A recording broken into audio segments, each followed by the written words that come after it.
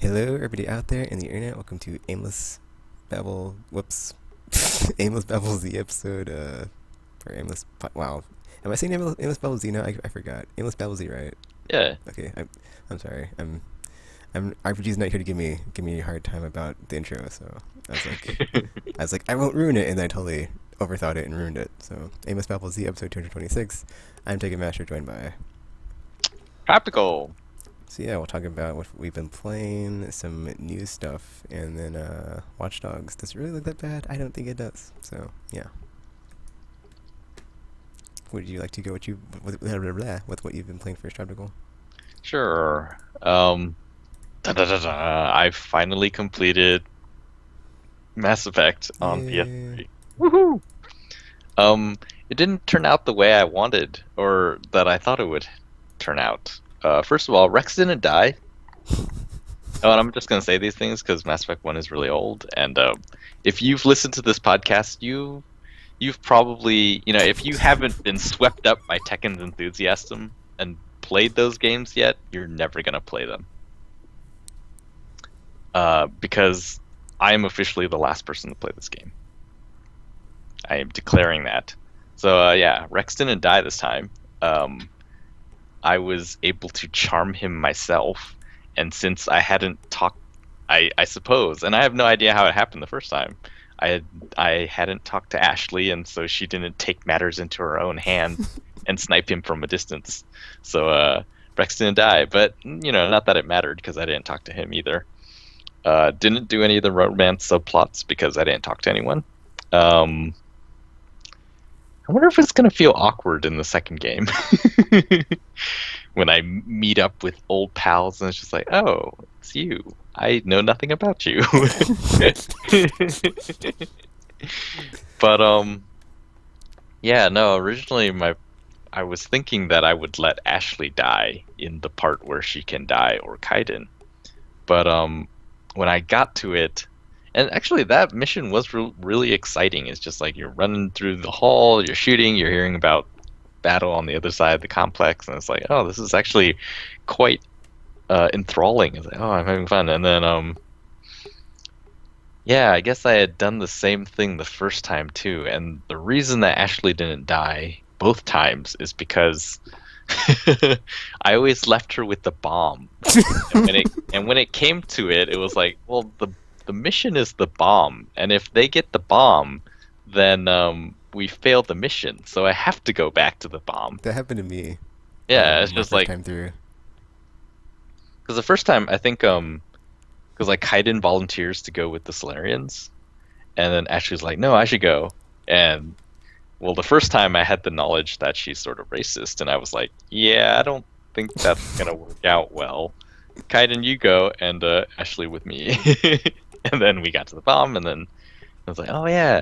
And then this time it was just like,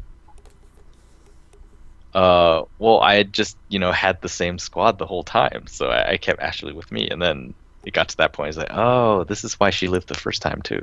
It's like, well, and yeah, this part still annoys me because it doesn't, in The Walking Dead, when you have to choose who lives and who dies, it really feels like when you chose one person, it was your fault that the other person died, and not only was it your fault, it was also, there was nothing you could do about it. So when oh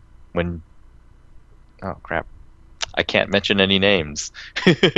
When a guy gets eaten by a walker, and you chose to save the other person, then it's like, yeah, there was really nothing you could do. It would happen very fast. But in Mass Effect, that part, it just like, it seems like maybe there was something you could have done, but Kaiden was just like, nope, that's not gonna happen. I was like, no, I don't. It feels like we had a lot of time too. But yeah, so that occurred. I think everything else was pretty much as I remember it. Oh, except I didn't nominate anyone for the council. So we'll see how that goes in the later two games. And I'm wondering, should I go directly into Mass Effect 2? Like, should I delete Yeah. Mass Effect 1 and then just power on through the rest of the trilogy. Well, it's up to you if you want to delete it, but you should just go straight into 2 after having finished it. mm, as it is fresh in my Yeah, as brain. it's fresh in your mind of what happened. Huh, I guess that's true. Also, maybe I won't, because the mechanics are better, right? Yes. Uh, that that will be great. So yay, I finished a game. Wow, and saying that, I think I finished another game. I just can't remember what it was. So yeah, I'm not going to talk about that because I can't remember what it was. This week, a pretty major update to PlayStation Home occurred. They added trophies to PlayStation Home, which is kind of weird because it seemed, and up until this point, it seemed that they were just going to slowly allow PlayStation Home to die on the PlayStation 3. I mean, they weren't going to kill it immediately because a lot of people use PlayStation Home, but it's sort of a different audience. And there's, every time you see a PlayStation Home story online right now, it always asks the questions like, there's no word on it being on PS4.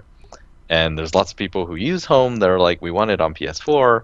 But if you think about the PS4 install base, probably at this point, it's not really the people who use Home on PS3. Probably. But yeah, suddenly they have this this trophy update. And it's like, that's really strange because the people who use Home probably don't care about trophies, and yet here it is. And then another thing that's happening right now is they have a promo event happening in PlayStation Home called I think it's called Quest for Greatness. And essentially, you're walking around and inspecting stuff and getting these cards, like digital cards, and they're actually kind of cool. They have, like different parts of PlayStation history, both far past and near present type stuff. So you'll get I got a bunch of cards from the PS1 era games, Medieval, Ark the So is it Lad. like trading cards or some sort of does it Yeah, get you anything once you get them all, or they get a look bunch like of? trading cards. So Well, is it like similar to Steam where it gets you anything at all, or is it just for prestige? I am not sure. I mean, right now it's only episode 2 of it. But well, so what attracted me to it initially, last week I saw a trailer on the PlayStation YouTube page for this Quest for Greatness thing, and it showed they're giving away, you can get a digital copy of Resident Evil for free, or you could get the Okay, premium currencies that are for Warframe or Blacklight Retribution, and in they're home? away in home, yeah. Okay, I think I already have Resident Evil though, so darn. Yeah, I have Resident Evil already too, but it was like, oh, I could. Warframe is. I think it would be cooler if I could get some of the premium. So is it similar to the E3 stuff that they've done in the past, and it's like a quest line that you have to do stuff, or what? How's that work? I think so. So I'm not very far in it so far, but basically there's a space called the Quest for Greatness, and you go there, and in the fiction, I think it's like the lobby to the PlayStation Museum. And there you'll meet Toro, which is the Japanese mascot for PlayStation, that white cat-looking creature. And yeah, he tells you, he's like, oh, this mean dog stole all of my PlayStation cards, and will you help me get them back? And I was like, okay. And then you go around, and it's very similar to the E3 thing. You'll see, this display, and you go up to it and examine it, and then it'll give you a digital card. And then there's actually another sort of a card viewer where you can see all the digital cards you've collected, and it's kind of cool in the way of Steam trading cards, where they look like if they were to ever make these, that's what they would look like. It's like, oh, they look pretty cool. I got Jill Valentine and Chris Redfield. It's like, oh, this is really neat. And then apparently some parts of the quest you can't access until you have a certain number of cards. So my complaint so far is it's not very clear what I'm doing, and maybe it's because I missed episode 1, and that's why I don't really understand the rules. And it says, oh, you don't have enough cards, and I'm just like, well, how many do I need? And it's like it doesn't tell me anywhere. It's like how do I get them? It didn't tell me anywhere. It's just like this is very confusing. Um, but it's strangely compelling. I think it's because it's sort of um well, Tekken, do you remember a time when you were excited for PlayStation Home? Yeah, it Like was like when they first showed why it. it was? Wait, do I know what? Do you remember why that was? It was just when they showed like you hanging out with your friends and then showing them your trophy collection, and it seemed like at the time it was like, oh, that's a really cool idea to like just hang out in this space with your friends and like do stuff or like do Okay. things outside of games. See, like that is I think that's what everyone was excited for. There was like, oh, this is going to be a PlayStation digital space, and you can hang out with your PlayStation friends and your real friends, and it's just going to be this cool place. And I sort of, in my mind, I had imagined it as sort of, okay, if they're not going to build a PlayStation theme park in the real world, then they might as well make a digital one, and that's what Home is.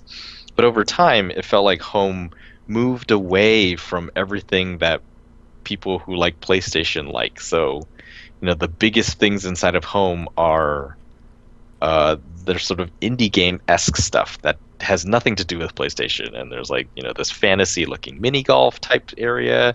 There's sort of strangely crafted first person areas. There's Sodium Shooter, which is like this 3D tank sort of game. And, it just they weren't taking PlayStation franchises and properties into Home anymore. They're just letting other developers make whatever they wanted and then putting that in Home.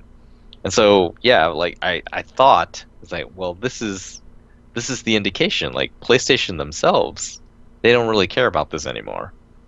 But with the Quest for Greatness thing, like it has I'm seeing glimmers of that original vision that I thought that Home would turn into, whereas this sort of PlayStation digital theme park. So, yeah, we will. I guess we'll see how it goes. This is episode 2 right now. And then, oh, another thing, like right now, if you log in, there's a much more guided experience, I guess, initially. So before you just sort of log in and you turn into this digital avatar and you're just in this space and you just you know you're directionless. It's like just go wander and see what you can find. And now when you go in, it shows like the news. It's like, oh, this is all the new stuff in Home, and then here's all the challenges that you can go accomplish, and then you get points for these things, and then you can trade them for other rewards and things like that. And I didn't really look into it, but it seems like a lot of them are going to be in Home type stuff. But yeah, it's as part of the stuff that I've already received is like, oh, there is stuff you can get in Home for games outside of Home, and it's like the Warframe thing is particularly interesting. Is like that would be actually a really cool way to get people to interact more with your property. Say like the developers of Warframe, beyond just their game, or say like Blacklight, more appropriately, like it's just a military sort of futuristic first-person shooter. So it doesn't really have, you're not really invested in the world, I don't feel like. So if they're interested, maybe they would do more stuff in Home and then, use sort of premium credits or whatever in Blacklight to get people to play their stuff in Home. And then, those people become more invested in that world and then maybe are more likely to be more invested in their characters in Blacklight, and then maybe will spend money. I don't know. But yeah, the Quest for Greatness in combination with the trophy patch, it just feels like to me is like initially I thought, yeah, Home is just dead, but now I'm thinking, maybe this is something that they'd be interested in putting on PlayStation 4. And then I don't know, like the capabilities of the system seems like it could be much more exciting. I mean, Yeah, it's like to me, it's like if it was always running in the background type of thing, where it's like I would always be able to access it, like the menu, like you can on PS4 mhm. since it's just so fast, like loading, and it's just like a space I could go to, like I was talking about before, like when like they first envisioned it, It's Mm, like, I'm in my virtual home or her walking around or whatever and like doing whatever. It's like I guess I guess it could be like an alternative to like a menu type of thing where it's like, it's kind of like I guess like the later Need for Speed games. If you look at those, it's like you can always like drive to the events, but like back in the right. day, it was always like you would go through a menu and be like, I want to go race championship, blah blah blah blah. Whereas like now, like the open world ones, it's like you just drive to the thing and then do it. Whereas like if like the home was like PS4 version would be like, okay, well, I'm gonna jump over here to go to my virtual in home PS4 and I'll launch a game from here, or I'll like sit on the couch and then like wait for my friends to show up and sit on the couch with me, and we can like use it as a party system to like jump into a game or something. That'd be pretty like cool to see. Yeah. And like one of the things that, say, for example, Second Life has sort of shown us is that people aren't really interested in having these virtual spaces. But I don't know, maybe it's because, or that's sort of the theory, but I'm wondering if it's because Second Life wasn't that great. Maybe you could make a great digital space that people would want to be in. And then, yeah, like just thinking about it now, PlayStation 4, just the hardware and software combination right now is capable of the things that we sort of thought home would be capable of in the past. For example, game launching was something they added much later in the home beta, and but then even then it was really limited. It was like, oh, it doesn't really keep your party Yeah, together. that was You just annoying. wander into the game. But then the PlayStation 4 is like, well, the OS has this ability to very quickly launch into other games. So yeah, because conceivably I could see home being something that's running in the background or in suspended mode anyway. And it'd be And then great for like all the like the E3 stuff that they do when it's like you can just go there for like the hub of all the like video streams and whatnot, oh, and like with that would Twitch be really Twitch awesome. integration. Yeah. It's like here's a live demo. I'm watching live even though I'm not there. Or the dream that I've always had is like using the Gaikai technology. Oh You could yeah, actually like have walk up to a people at kiosk or home. something and Yeah, then exactly. be playing in Play real the real time. demo Oh at yeah, speed. That would be insane. that would be Remote awesome. play the PS4s from E3. It's like E3 demos via PS Now and PS4, PlayStation Home. That would be nuts and so awesome. Oh man, getting very excited. Keeping in mind though that this is all speculation. Like I don't know that any of this is happening, but it could be really cool. Like the PS4 of the future in my mind is just this ultimate machine. E3 is better with Gaikai. You can play PlayStation 3 games through PlayStation Now. PS2 emulation and PS1 emulation is on there, and it's like emulator style, so reses up to 1080p, and it just looks phenomenal on modern day TVs. Man. Wait, did they say that the Gaikai stuff is that what PlayStation Now was, or has that not been confirmed yet? um, well, Gaikai is sort of a technology solution, so it's used in a lot of different PlayStation things. So like PS Vita and PS4, when they do remote play, that is using some of Gaikai's technologies to like compress it and the lag compensation and all that stuff. Like that's Gaikai. So PlayStation Now will also be using that, but with a server and a PlayStation 4 or a PS3 or a Vita or eventually just TVs or everything. Because I keep forgetting like when they showed it at E3 and they're like, yeah, we partnered with Gaikai, or not when they showed it at E3, but like when they first announced the PS4 and they're like, yeah, we have this thing with Gaikai, and then it's like, Yep. and like slowly but surely like more and more announcements came from it because they're like, oh, we'll be something about this. But I forgot like when they exactly pinned down like what, or if they ever did like what it was that the Gaikai stuff was in the PS4 that I was using. Yeah, they own Gaikai, and the PS4 or PlayStation Now will be based on Gaikai technologies. Okay. Like, I think that's like why I got so excited about it with like the PS2 stuff. Mm. PS2 emulation. Oh, it's gonna be so good. Yeah, speaking of PS2, I did I buy any games this week? Nope. I don't think I did. So yay! That might not be true. Um, I'm pretty sure. Well, so I returned the one PS2 that didn't have the right power cord because I have extras now. And then while I was there, I did do some shopping and found um actually no, I decided to pick up the first Gran Turismo just to see it because I've never seen it before, and apparently it's not on the PlayStation Store, which is sort of just surprising to me. And so I've been playing Gran Turismo 1. Well, I guess that's not a PS2 game, huh? That's a PS1 But it plays on PS2. game. It does play on PS2. Um, man, it's pretty amazing how close to the original the new Gran Turismos are. I mean, there's, handling and all that is different. Um, there's more tracks, more cars, all that stuff, but sort of the feel of Gran Turismo, sort of the spirit of Gran Turismo is basically exactly the same after all these years. And it's just like, in some ways, that's kind of crazy. I mean, you always see these people complaining is like, oh, Gran Turismo isn't modern enough, and they're just being left behind, and reviews are going down that way. But oh man, I don't, I don't know. Maybe they view Gran Turismo differently, and it feels like they're really dedicated to this real driving simulator thing, and they're not really concerned with being a blockbuster game.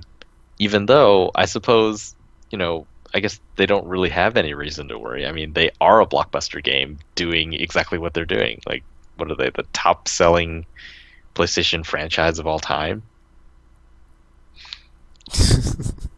So it's just, man, there's just this weird duality. Critics are like, oh, it feels so old and outdated, and the driving is really good, but everything else is just like outdated.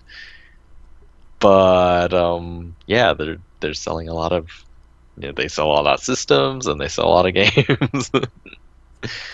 And yeah, it was mind-boggling to be playing through. Like, I was playing through the license tests because you had to do that to play in races in the first one. And yeah, they're essentially identical. And then yeah, then actually playing the races and the progressions, like, wow, this is exactly what I remember from Gran Turismo 3 and 4. And it's very pure. Gran Turismo is very pure and not really concerned. It just I don't know. It doesn't feel like um sort of the big business type games that other games feel like. It just feels like we're making this because we want to make it this way. Or if you watch the Kaz documentary, it's like, this is the vision that we have, and we're gonna try to see it through no matter what, like Yeah, kind of as good as we is. can. It And they is. haven't strayed from it, like you said. So yeah. It is pretty crazy. See, RPG, welcome back, What do you mean, welcome back? I just got here. or welcome. Hello. Oh, hey. Um. Yeah, PS2 games. I discovered that Jaws Unleashed is very similar to Prehistoric Monsters, or is that what it's called? No, Sea Monsters: A Prehistoric Adventure. They have the exact same controls, and I was like, Is he talking about his obscure "What?" PS2 games again? Yeah. Yeah. Well, Gran Turismo is not, but that wasn't a PS2 game. Could be. But yeah, it was strange because Sea Wait, Monsters that Radical, day. before you continue, so like did you pick up Gran Turismo 1 during your PS2 purchase fest? Yep. So have you like picked up any other random like PS1 games? Well, I got that one, and I think did I get the second one? I haven't tried it yet. If I did, but it was like Gran Turismo 1 and possibly 2. And then Fear Effect, like my copy was broken, and so I found um, another one that has a different disc that's broken. I was like, well, among these two, I have a full set, so I can finally play through this. Oh, that's great. Any other ones? Not really. PS1, I wasn't super interested in picking up discs, mostly because I think the ones I'm really interested in seeing are the ones on the PlayStation Store, which were never released in the US. So like the next one I want to check out is I think it's called Motor Tune Racing, which was the first game that Polyphony Digital made. And from the Cause movie, they said that they wanted to make Gran Turismo, but the marketing people were like, no one's going to buy that. So they made like Mario Kart was popular, so they made Motor Tune Racing, which looks like Mario Kart, but actually has sort of the physics of Gran Turismo and stuff inside of it. So they hid Gran Turismo in this cartoon wrapping. And then once people saw that, then they're like, okay, you can make Gran Turismo. And so I'm interested in seeing what that was like. Okay, Yeah, back to the prehistoric it was fish really monster weird. game. Like the first game I tested that day was Sea Monsters, and it was like, oh, it's National Geographic, and I guess the goal is to that sounds terrible. collect fossil pieces in this sort of open ocean looking place, and then once you collect all the parts of a fossil skeleton, then you can play as that creature. And I guess, I don't know, they swim at different speeds, or some can go deeper than others. Maybe some don't have to go up for air. And yeah, it just it's not that great. As No, probably you expected. think? Just some parts were just not very well conceived. But anyway, so I played that for a little bit, and then I tested a whole bunch of other games, and then I got to the last one in the stack, which was Jaws Unleashed, and I started playing it, and it's much. It feels more polished, but the control scheme is exactly the same as Sea Monsters. You bite with R1, you swim by holding down the X button. And it was like, these are identical, except there's a lot more blood when you bite in Jaws. That doesn't sound very child friendly. Jaws is kind of awesome, actually. You go around and you eat people, and you like jump up on their boats and knock the people off, and then you run over and eat them. That is not how sharks work. It's like What's going on here? but in the ocean. That's not right at all. Oh man, it's so cool. Yeah. What? Any other significant PS2 games I tried out? Actually, Smuggler's Run, was that a launch game? Yeah. I tried that one out too. I don't remember grabbing that one, but it's here, and wow, you can, between Smuggler's Run and the first Midnight Club, you can really tell where Gran Turismo or not Gran Turismo, Auto sort of comes from. It feels like, yeah, they were sort of testing out, okay, what sort of things could you do out here? And Smuggler's Run sort of feels like Crazy Taxi, except the city isn't as big, and you're not really transporting people, and sort of the tone is all different. But yeah, it feels really like open world gameplay experiments. And then Midnight Club is sort of like that too, but with the racing. And it's like, oh man, so from this point, then it was like, okay, then we put people in on foot, and then those people that we were running over, is like, now we will do that a lot, and then it will be Grand Theft Auto. Yeah, one of their games I always wanted to play I never got to was wait a minute, what's it called? Like something Mayhem, Project Mayhem or something. I can't remember. But there's like a lot of NPCs on screen like running around, but I never got to play it. I'll look it up. Hold on. Yeah, Midtown Mayhem. That I don't think that was it. Was it? Was it on Xbox? It was on PS2. There's a sequel. You can keep going, Traptical. I was just about to say, it's like, stop. Yeah, I'm trying to think of if there was anything else. No, actually, I think that was pretty much it. I mean, there's the usual, like, Diablo is just so cool after the patch. Can't wait for the expansion now. And, This guy has expansions.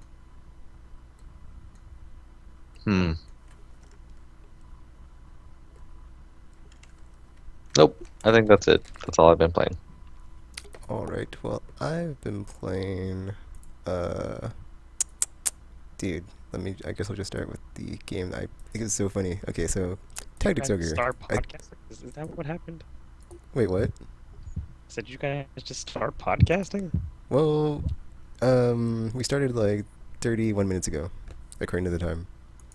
Oh. Tropical took forever then. I got stuff to say. I beat my game. Oh, yeah, you missed it. What? You finished the game. Oh my gosh. It's probably a good thing I did miss that. I might have passed out from shock. I think I finished 2 games. I just Oh can't my remember God! what the second one What? was. Because I finished Mass Effect, and I think I finished something else. I just can't remember. Because you're so used to not beating games? Maybe.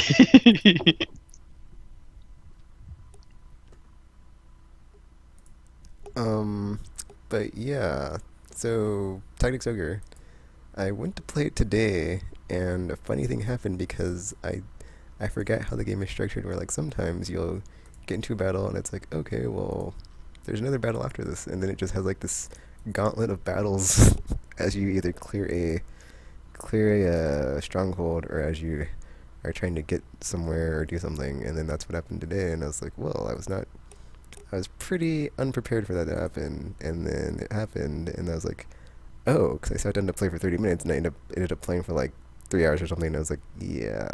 Because I was on a part of the game where it's like, you're at the end of a chapter, so stuff is going down, and then you have to make these decisions that like affect the outcome of like the path that you're on, so I'm like, well, I gotta keep going through it, because I don't want to stop in the middle of a story arc, so let me get to a good endpoint, and then I had to go back through and do a video for like the different outcomes that you could have. So it's like, oh well, that only took this much time out of my day, but I'll take it because it's Tactics Ogre and I love this game. But I was surprised on how much it's not like the difficulty I'm not having as far as like getting back into the game after not having played it for so long, even though I was like super cracked out on it. But I thought I forgot everything because I hadn't played it since then. I haven't really thought about it, so I kind of forgot a lot of the story. But it's all coming back to me, especially since I just finished playing Lion War, so all the strategery and everything is just like fresh in my brain. I'm just like, yeah, I just know how to like go forward in like a straight line and hold the Those line. Lion Wars. Yeah, but it's different RPG. Like in this game, you have like so many units that sometimes it's like 12 on 12 passive battles, whereas like you can only have like up to 6 in tactics. So it's like or Lion War. So, but I said, what is Lion War? oh, Final Fantasy Tactics Lion War. Oh, I'm that's calling not it the Lion War because they both subtitle have for that. tactics in it, and I don't want to get Don't- them confused. Don't do that, because I was confused now. No. That's the subtitle. Don't do that. Oh, it's not? Is it? On the PSP version, it is, which is what I was playing. So, I have to whereas check that, the 'cause original is that's called Final Fantasy Tactics, and I don't want to say like Final Fantasy Tactics and then Tactics Ogre, or just say Tactics. Because Because I call it Tactics for shorthand, and I don't want to keep saying like Tactics and Tactics Ogre because it's kind of confusing. You could. But that would be confusing. Because I would know. It's the War of the Lions. That's why I was like, wait a minute, what? Why are you just... No, stop making stuff up. Oh well, yeah, I know it's called War Lines, but it's like for shorter, Yeah, but I thought you were abbreviated. talking about a different game, because not only did you not say Final Fantasy Tactics, but then you just made up some title. What the hell? I don't know what this is. It's War Lines backwards, Lion War, but Lion.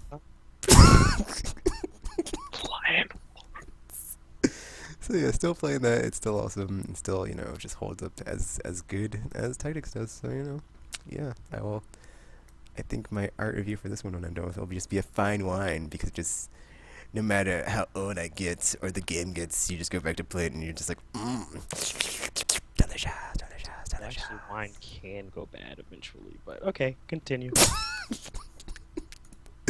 And besides that, I'm still playing Front Mission 3, which is really, really...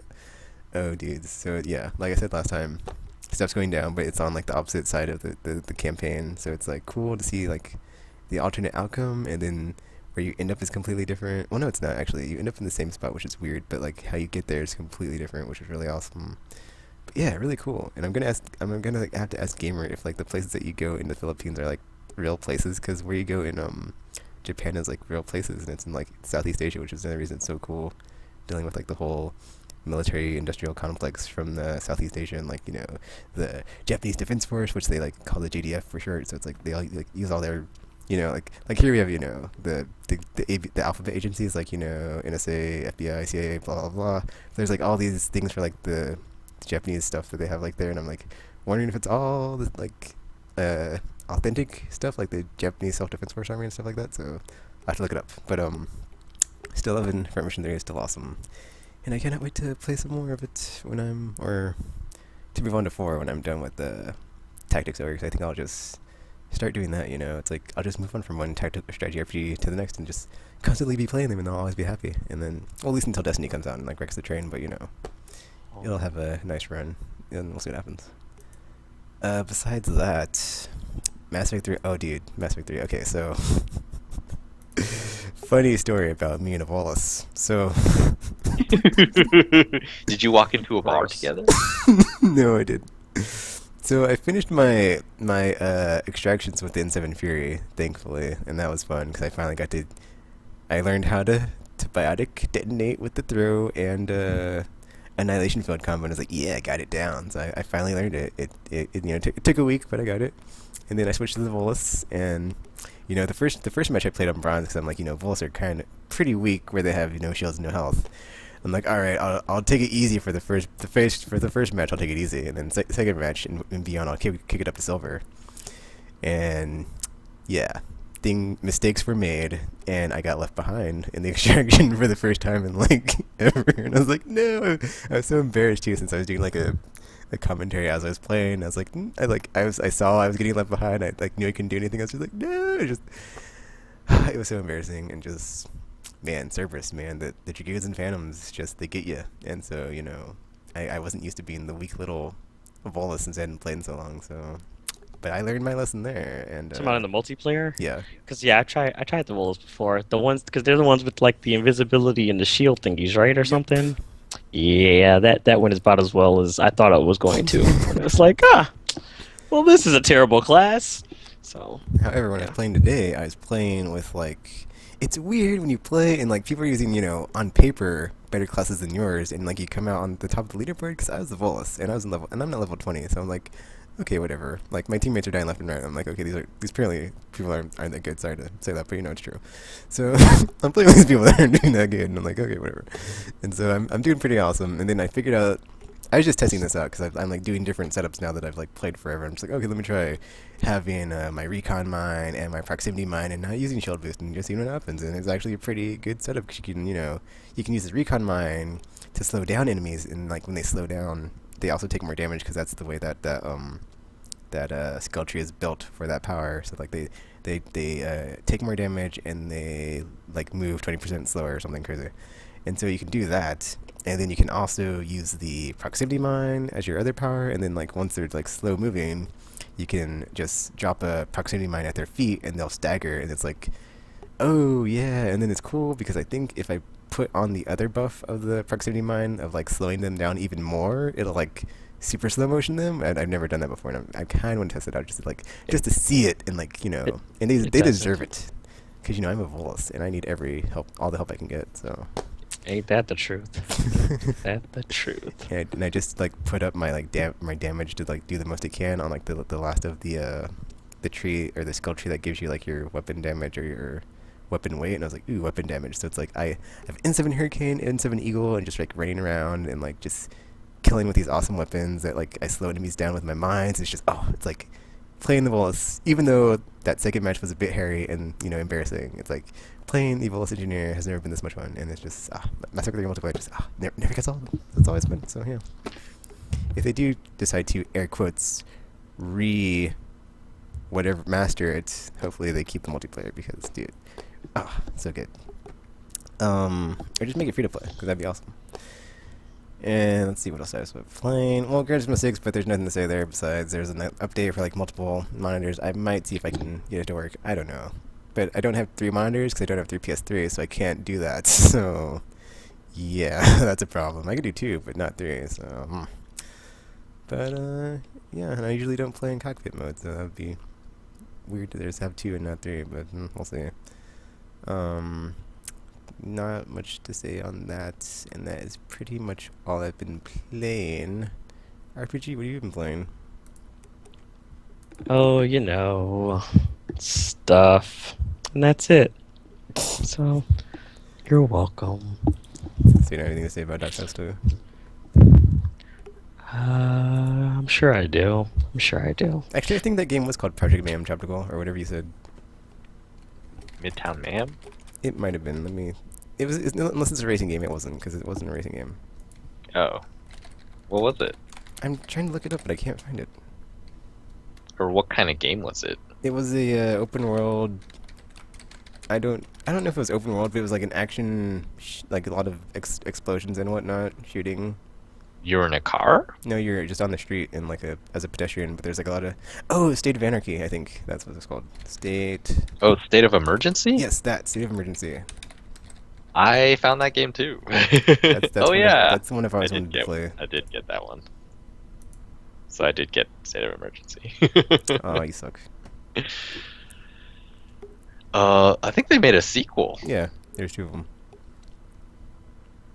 And I never got to play either.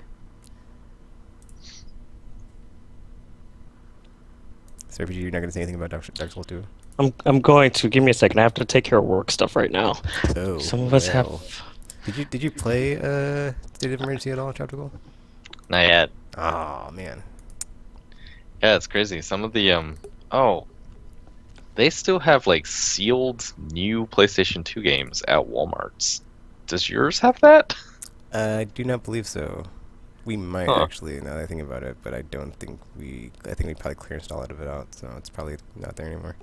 Yeah, there's a bunch of them clearance they're clearance right now, and I was looking through and I found most of them were just no one would buy them. In fact, or for those prices anyway, they're like $6 to $9. It's like, oh, probably not. I mean, I'm getting them for 3 cents, 45 cents. So, I did see one.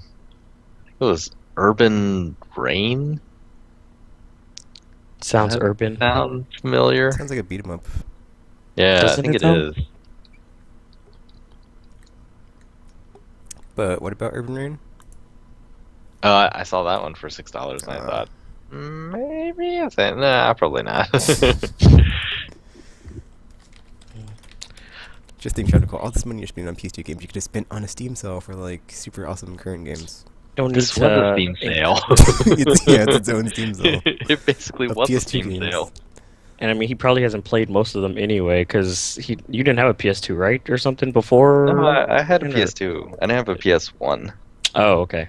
But we were missing one of the them. thing is, like PS2 era, there were just so many games, and I didn't really know that. We weren't quite as connected as we are now. I always think of like there's like a time in the PS2 Your era where internet. like I was going to like GameStop and like they had Game Informer, but it was called GMR. Like that era was a time when I like didn't, and not that I didn't know what was going on, I just didn't have the money to get all the games I wanted because there's just so many. Yeah. Because I was like, what's? Because I just went in there one day and I was like, what's this GMR magazine thing that they gave me? And I was like, oh, okay, whatever. Like all of a sudden one day they had some magazine. I was like, oh, okay. It's like, oh. I think that was EB. EB had GMR. Yeah, I think, so that was yeah, the end of times then for them. Yeah. The really, I was really about good to say, I times think before they GameStop died. was always And GameStop Game made them. Informer. That was like a terrible time. I think I cried that day, actually. Because I specifically avoided going to GameStops. and was going to EBs, and then once the one like near my apartment when I was in college, like they were like, "Oh, we're switching over." I was like, "No!" I mean, even today, I think you can tell the difference between EB GameStops and GameStop GameStops. Like the EB GameStops tend to be cleaner. Yeah, this is about to say. Don't want to be that guy. Like they all have the same color scheme now. Like for a while you could tell because the EBs still had like yellow shelves and stuff like that. And now they all have those black shelves with the glass fronts, and then they have all the game pre-order boxes in there. But yeah, for a while you could tell them apart that way, and now you can always tell. I think you can always tell the former EBs all seem to have nicer locations than all the GameStops did. You go in and it's just like, this just seems. I think this was an EB. The one exception is I went to one in Milwaukee the other day, and it was an amazing looking GameStop. It was in a mall. And it's just this amazing looking GameStop. The whole front was this glass, and it wasn't just like one flat piece of glass. It was sort of like these shaped, multi-piece turret-shaped glass front of the store, and then the inside it looked like they had new carpet and just like new walls. Probably a new location. It was just, I was like, wow. I don't know if this was an EB. I don't think so. I think everything is too new. Like EB didn't exist, and it was just like, this is amazing. It's very tropical now that you mentioned it. I don't think I've ever gone into a GameStop and thought, wow, this looks like a fancy GameStop. Yeah. That was one. why it was so surprising. Like all the other GameStops I've been to recently, it's like you go in and the sections that are closest to the door, you know how all of the if it's not a mall store, then all the game cases in the front are all sort of sun damaged and faded and stuff. And you go there, it's like, man, this GameStop has been here a while. these games have been out in the sun for months. Or most of the mall ones too. You go in and it's like, yep, every game case has a little bit of French fry oil on them. Ew. But then this GameStop I went in, and it was like in the food court area, but it was like on the second floor, and it was across this a lot of malls that have more than one floor. You can see the first floor from the second floor with the I can't describe it, but yeah, it was sort of a bit a ways from the food court and not right up with the food court as so many GameStops seem to be. And yeah, I went in and was like, this is a GameStop? This place is amazing. I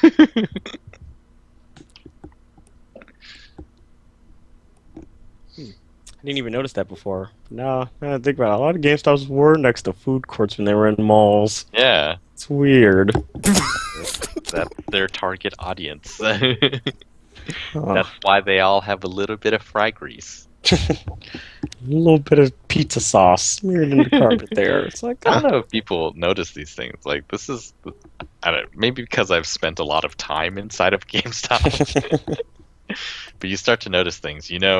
Like if you open a game case and there's a manual inside, you can always tell how people have held them.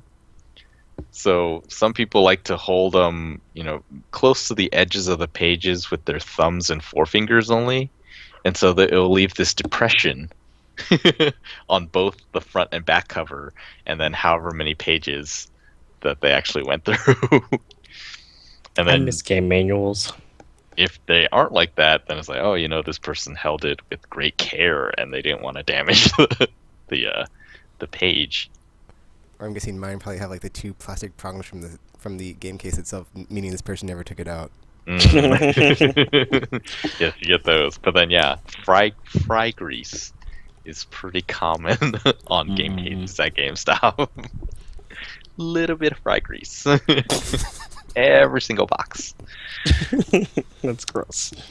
I think Tropical needs to write a book about his experiences working in retail in game sections of stores. And well, the pictures he's had. the plan eventually is to make a games retailer simulation game. Because Can't- like you can that's the keep like I think that, that's the ultimate fantasy, right? So if you've ever worked in retail, you've always, everyone has had those thoughts like, oh, if I was running this place, it would be different. We wouldn't be doing this thing, we wouldn't be doing this thing, we'd be doing this thing, and we'd be doing these things. And so, what better power fantasy is there than games? It's so funny because it's like so true. Like for general retail, like everybody's always like, "Well, management, blah blah blah blah blah. Things would be so better." Blah blah blah blah blah. Yeah. I think it's like that in like a lot of places, not just retail in general. It's just And so yeah, We're like just that like is that. that is my goal. Eventually there will be this game and you will be able to do these things and it will be I think it makes sense, you write what you know is what they say to writers. It's like, well, this is what I know. Like everything I've done in my professional life has led to this. I have done so much retail. It's like it was all in Right. preparation. Retail is what I know, and comp sci is something that I did, and games are something I'm interested in. It's like, so combining all that someday. It'll be like the end of Trash Panic when you get the bad ending and the world is just burning. It's like, yeah, consume, consume, consume, and then that's all you're thinking about. Bad things happen. It's true. And as soon as you get it big, someone just decides to nuke us or something crazy. Yeah. It's like, oh yeah, you're coming. You think you're coming up, and then no more. All from running a GameStop? No, I'm just saying, dude. Like, I feel like while you're it's thinking, I'm just extreme, saying, like- that's like the point of my game would be. You think you got it good. You think you're focused and you're so good at your game job and you're running things and everything's great. And then some external force comes in and just wreaks it all. And like you have no control over it, dude. No control. No control. That's how I feel about my life. I have no control over it. All I life could just control. run across the street and get hit by a car and I'm dead. That's that's how it would go. That just seems the way it would go. Yeah, All right, things are coming up. Mass Effect's about to come out. Oh, crazy me. right when you're going to go pick it up, no less too. It's like things couldn't possibly get worse, guys. And then nope. Oh, you're wrong, Tekken. You're dead. That's how they get worse. You're dead. This is why I feel like my hypothetical future game will be popular. Because I feel like there are a lot of people. I mean, lots of people work in retail, right? Yeah. So I would assume so. this is the ultimate power fantasy. It will be amazing. It better be. I think it'll be interesting because by then probably there will be no game retailers. Maybe if the digital future occurs. It better So it'll not. be Damn sort it. of a neat Better not. look back on how things were in See, the, Charlie, I didn't know about in the all the digital thing. 2014s. I don't know about the all digital thing working out. It depends on how things are going now. Yeah, well, I mean, do you see GameStop surviving though? Yeah. Maybe. Yeah. GameStop is like, As Like- long as there are physical it's copies one of those games, things and they that can make margins off of the used copies. So exactly the way that GameStop is today, you think it can go on indefinitely? I'm not gonna say Well, indefinitely, well, but they're like the well. only game in town as far as like gaming retail. they'll find a way. They're like They're well, like, they're the biggest one, not the only game in Mm. town, but like they're the one to rule them all. no matter how many times you try to And step they on ate that them all. coach, Matter of fact, like Rhino gone, EB Games gone, so all the other ones gone because they ate them. it's true. They're cannibals. Well, they're not really cannibals. They're not eating themselves. They're They eating eat a real. other stores So in their they're store. eating, others They're like- of the same type. But that's not. It's not the same as being a cannibal. It's not. It's not how that Well, then why works. are they RPG? They're just They're like eaters of stuff. they're just really aggressive. Speaking of or something. I don't know. this is going really aimless now, but I live in a small town now, and we have a video rental store. It's a family video, and like I had really no idea that these places existed anymore.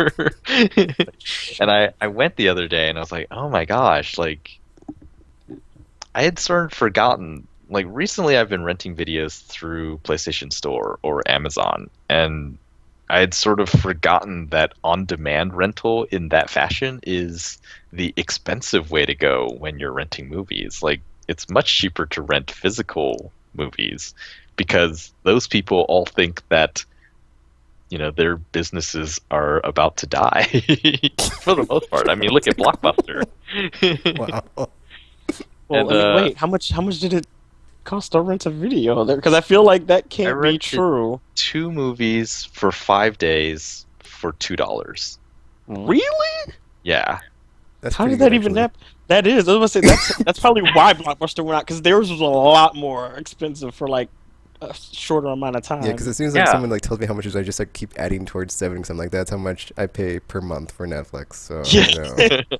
It's But true. then Tropical was like $2, and I was like, oh well, that's yeah. Well, I mean, you get a lot more with Netflix. I mean, I just watched the Clone Wars again, and I was like, oh my gosh, season 6 is like, man, it's so sad that this is gone. But yeah, there are movies out there that right now you can only either rent through one of the storefronts, you know, Amazon. That's the only one I can think of. Oh, the Sony Entertainment Network, you know, all that stuff. Like, you can rent them, but it's usually $5 or $6 for a movie, and you can only have it for a day. So 24 hours, your movie expires, and you can't watch it anymore. Is it really? I thought the rates on I think it's- Amazon were better. I think it's thought they cheaper were, like, than $4. that, yeah. I'm looking right now. I Hold think on. Amazon is It's cheaper. $4 for some movies. Oh, some. Standard definition. If you want to rent a high definition one, it's It's really $5. fancy. Okay, I'm looking at Catching Fire. Hold And on. then, like, yeah, some other movies. Holy crap! like It is some $5. F that. $5 for standard or $6 for high definition. Um, And so, you know, I was going to the theaters a lot before my daughter was born. And so, like, $6 in my area is sort of normal. And I know.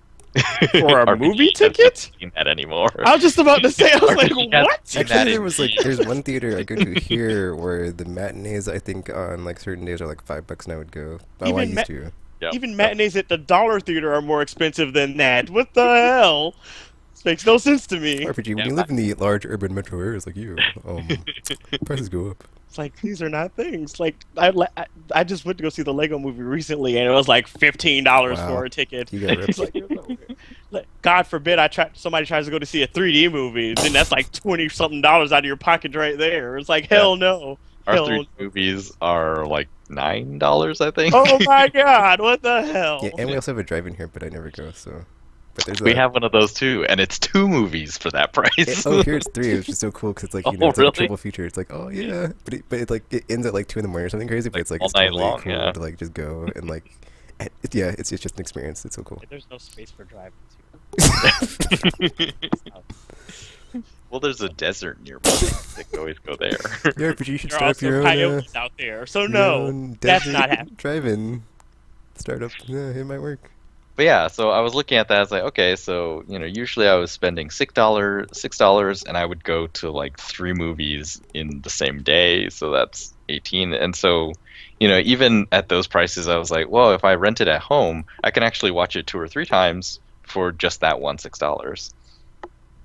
And so it seemed okay. But then, you know, I was out looking for PS2 games, and I was like, oh, Family Video. I was like, I wonder if they have anything. And I went there and just like started looking around. I was like, oh my gosh, I haven't been in a movie rental store since 2005, I think. I'm sure, because I think they might have been closed down by then. There were 2 Blockbusters near me at around that time, but now they're all gone, and it was just like going into this place like, oh my gosh, I remember these places. Like, wow, this is really kind of nice. And It's like a wasteland in there, just popping up or something. well, it's funny because for some reason I don't know what I was expecting. I thought maybe everything there would be really old, but they had new releases, and I was like, well, I guess that makes sense, huh? I mean, if all you have are old movies, then you really are out of business. You're just doing this as a hobby. But yeah, You they have, like, had. those regular customers that come in for like old movies, because they're like, oh, I used to love this movie back when I was 12 and not 90 like I am now. So Well, it got me thinking. It was interesting because it's like, wow, like I feel like there are ways for stores to survive. You just got to figure it out. So, there's that news story recently that GameFly is going to start renting out movies. Because, yeah, I have a feeling their game rental service isn't doing super well. So they've branched out. They have movie rental. They sell digital games like Steam. Well, for Steam and, all that stuff. It's like, and this family movie is like, well, one, I think it's because they're the only rental store that I can think of in the area. Their competition is On Demand, which, looking at the prices, is like they beat On Demand on prices, and I think they beat on Redbox on prices too, because Redbox I think is what, $1 a night. Yeah. I think so, yeah. So pretty cheap, but not Well, not if you want not to keep it to for the a while. cheapness that And they usually only have the newest stuff anyway. Redbox. That's true, yeah. Redbox doesn't have the selection. This place was like, this is a pretty big rental store. They had all the new releases. They had a section that was sort of new releases. So I rented The World's End with Simon Pegg and Nick Frost. Like, that's kind of new. It's several months old. It was like, that was $1 rental. And then they have like really old, I guess they kept a section of sort of old but movies that people still want to watch. So I imagine that's things like Groundhog Day and like Ghostbusters, like movies that people still want to see but don't want to pay a lot. So those I think were actually 2 for $1. Is that what the aisle was labeled? It was labeled 2 for $1. Ah.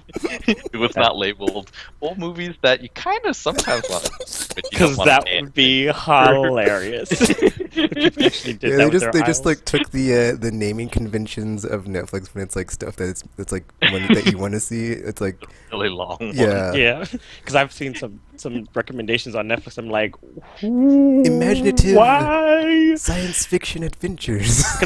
Because I don't know if Netflix just get confused based on like the random stuff I've watched, and because my mom was here recently and she was watching crap, so it's just like something strong protagonist with horror theme something. It's just like, oh my god, Netflix, what is this?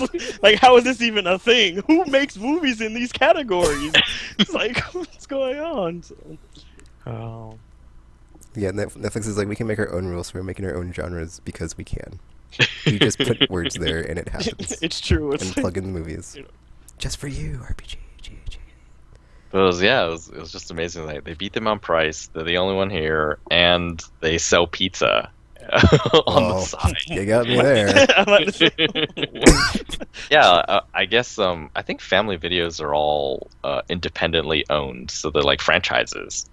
And I had done this before. Like, a guy that I worked for, he owned a Play and Trade franchise, and he was thinking about getting a food franchise to also have in the same storefront, because margin on games is really small, but margin on food is really high. And so if you're one guy and you have enough to invest in these things, then why not? You really want to have a video rental store, but it's not making you a ton of money, or it's not making you enough money to stay open, then you open a food restaurant as part of your business too. And so, like, around here, we get a lot of coupons that are like, oh, buy a pizza and get a free movie rental. And it's like, they're not losing a lot. I mean, it's $1 per rental. Yeah, I just want to say. They're giving us $1 worth of their product when we buy a $13 small pizza, which is kind of on the expensive side. But actually, I haven't seen that. Ultra optical.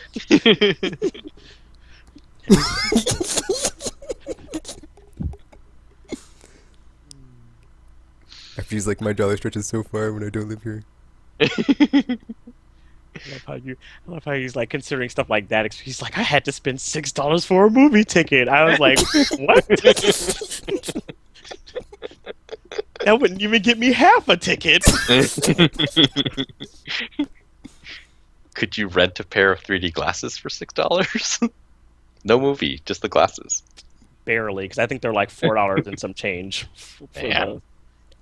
And that was like the last time I went to. And actually, no, I don't even know if that's here because that was like it was in Miami. It could be more expensive here, so I don't even know because I refused to go to a 3D movie here because I saw the price for one was like $21, and I was like, who the hell pays for stuff like this? That So is really insane. Like, do movies cost more on disc there as well?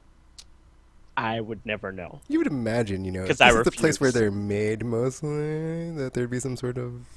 No, Um, there's no excuse. There's Like no how excuse. Florida gives you discounts on Disney tickets if you live there. Oh my God, Disney! Well, no, I think that's just because if you're like a resident kind of thing. I Well, mean, you I don't know if it pay. counts the same type of discount as it would be like here or something, but yeah. But yeah, you would think that because it's not like they have to ship them far or something or whatever. It's like it's right down the street, but no, nah, they don't even care. They Pretty don't. crazy. Man, but yeah, like if it's $20 to watch a 3D movie, and it's essentially $20 to buy a 3D movie, the difference being 6 months. Like, who goes to those? Apparently, someone because they're still charging them because otherwise they would lower their prices. I would assume because the demand's not there. Dang. I wonder if like the argument could be made that like with the rise in movie prices because of 3D and whatnot, if it like helped the like if it helped at all like any percentage of like console growth during the current gen and like why it's been so much better than like like breaking all these records or something. Because that's That would probably be why Netflix interesting. is doing so well. Because it's like we have all of this for $7 or whatever a month. Just go. Yeah, It's like so. Like everybody's like, hell yeah, let me jump on that. Because man, it's like I could go I can't see do anything for $7. Captain America 2 and Amazing Spider-Man 2 for $40, or I could spend $50 and get a year's worth of free games and online multiplayer. Basically. So yeah, yeah, expensive. That's what And it is. when they reintroduce greatest hits, we can see how much they are and be like, oh well, I can play this game and I can play it again because it's so awesome. Interesting. Something to think about. It is. This is why we should just burn down theaters. That's just me. I didn't see that coming at all. Nope. So, are you ready to give your But, thoughts on Dark Souls so- RPG? Well, no, because I've been playing Bravely Default quite a bit actually. So I Apparently finally, it's good.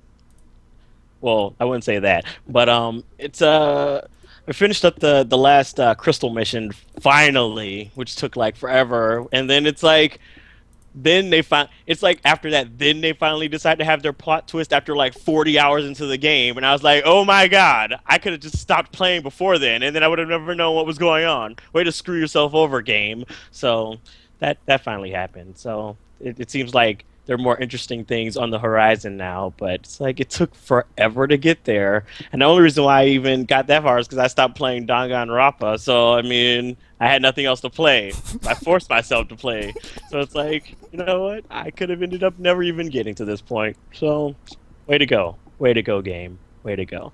I also unlocked the vampire class, which is like I guess this game's version of the blue mage or something, because apparently you can't just have a blue mage in the game. So that's the thing. Or a blue vampire. That would have been better. That would have been weird. That would have been strange. Thinking about it now, though. Then red vampire and white vampire and black vampire to complete the set. Oh, I was like, what the hell are you talking about? Other color mages. I was like, what? I mean, it's like, what are you talking about? Like, Like, red mage, white mage, black I realized that mage, after I realized what colors you were saying. I was like, oh, the other mages. I was like, what the I'm hell? talking about the Power Rangers. Yeah, that's what I was thinking at first. Is he missing a color? I was like, oh wait, the other color mages. That's a thing. So yeah, don't do things like that. I got confused. But like, it seems like a few of the classes are kind of like, I guess like this game's reimagining of certain classes, because like the salve maker class is kind of like, it's similar to the alchemist with like a few like tweaks or something to it, and it's like some of the other classes are like that too. But then you also still have classic classes like the ninja and pirates and stuff Pirates like. are not a classic class. They are now. Damn it. They are now, because it's in Bravely Default and that game's all old school. So it must have been a class in something, Tekken. There were pirates in something. They're sky pirates. No! No. They're sea pirates, damn it. They come with eye patches and everything. Although, strangely, their preferred weapons are axes. I'm not sure how that works with a pirate. It's weird. So do they have boats? I mean, actually, do they have boats? Because everybody's using like airships all Because random. that like- can be a pirate without a boat. I know, that's what I said. Well, as a matter of fact, the one guy, like the guy we got the pirate class from, it's like the one pirate we met through the entire game. So, yeah, I'm guessing they're not a big thing now. But and as a matter of fact, we met him on a ghost ship, on the obligatory one in an RPG. So, and he was like, what's worse is like it wasn't even a dungeon either. It was just like the one boss fight on that ship, and we were pretty much done with it. And he has no crew, so he literally was the only pirate that we met in the entire world, alone. So Maybe he's just having a bad fashion day or something. no, How do you he get dressed really fast? because he said he was the captain of that ship. Oh well, never mind So, then. If he's a captain. That clearly means he's a pirate. Yeah, well, he was wearing. He had an eye patch and the skull bone hat thing. I mean, he was dressed up like a pirate. I mean, he looks like a pirate. Okay, and the class is called pirate, so I'm pretty sure he's a pirate because even the class ability is called piracy. So I Oh, mean, well. I mean, I'm pretty sure they're pirates. Okay, I don't think they're anything else. If you say so. Shut up. I'll take Tekken. your word for it. Damn it, just shut up. But yeah, they have a bunch of classes in there, and then it's so that still keeps things interesting sometimes with the random assortment. And since you can use like because you can have a main class on each of your characters, but they can all have like a subclass, which pretty much gives them access to all the abilities of another class or whatever, except you just don't get the secondary skill that comes with having it set as your main class. So you can have like all kinds of combinations of stuff depending on what you want. So yeah, that's a thing. Dang it, too. there was something I thought about talking about that I forgot during my What You've Been Playing, and I completely forgot what it was now. Dang it. I'm I was gonna sorry. bring it up when RPG was done, and I completely blanked it. You should have wrote it down. Maybe it'll come back to me. It won't. So you're welcome. It'll come back to me. So yeah, that's pretty much it. But now it's all like, I don't know if I want to finish Bravely Default now, because it's like, I don't know. I mean, I kind of want to see where this plot twist goes, but at the same time, I'm like, I don't know if I want to see where this plot twist goes, because this game kind of annoyed me to get to this point. So I don't know. Oh, and not to mention, after you finished that Crystal Quest thing, you had to go do it all over again in the next chapter. So that was fun. That was fun.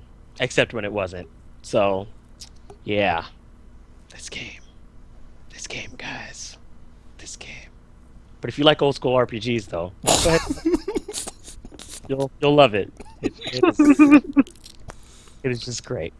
Just great. So are you breaking up with old school RPGs after this one RPG? Is this your last one? You just I- can't take it anymore?